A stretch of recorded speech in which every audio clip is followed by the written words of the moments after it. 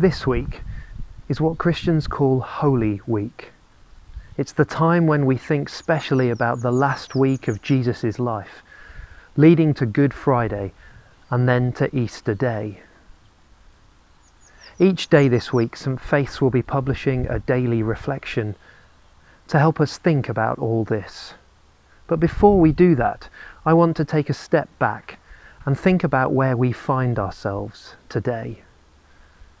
We live in a strange time. In the last few weeks, our lives and our society have changed hugely.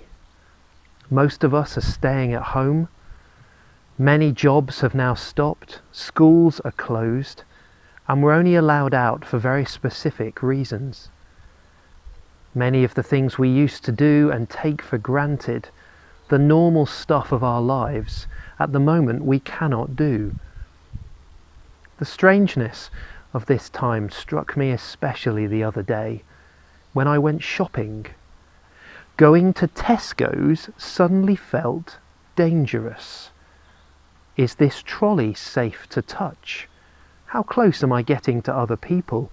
How close are they getting to me? Who put this item on the shelf and touched it before I did? Is it contaminated? Am I going to pick up coronavirus just through being here? Shopping, something which previously I would not have thought twice about doing, suddenly felt risky.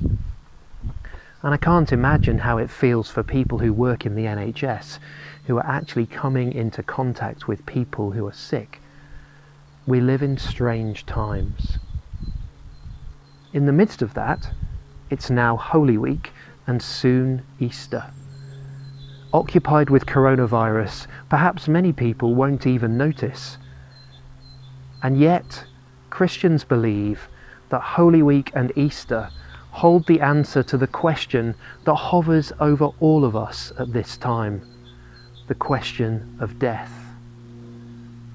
A few weeks ago, the Prime Minister warned us that many more families would lose loved ones before their time, and that is happening.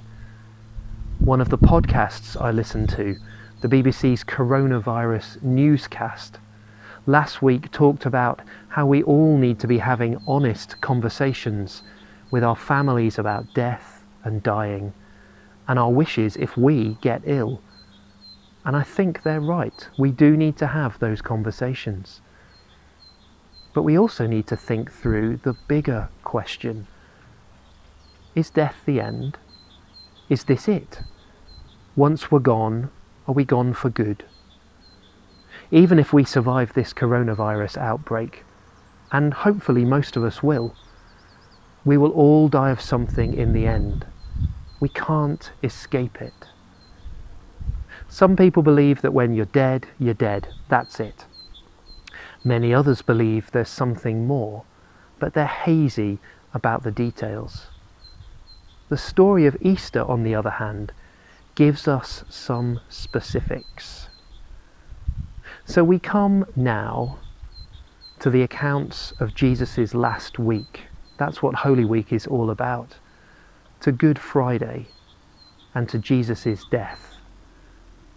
As we come to these this week, it matters. It always matters, actually.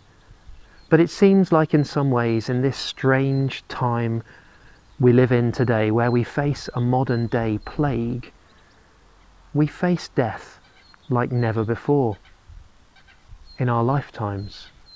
It matters even more. Holy Week, Easter, Good Friday, coronavirus. This year they all go together.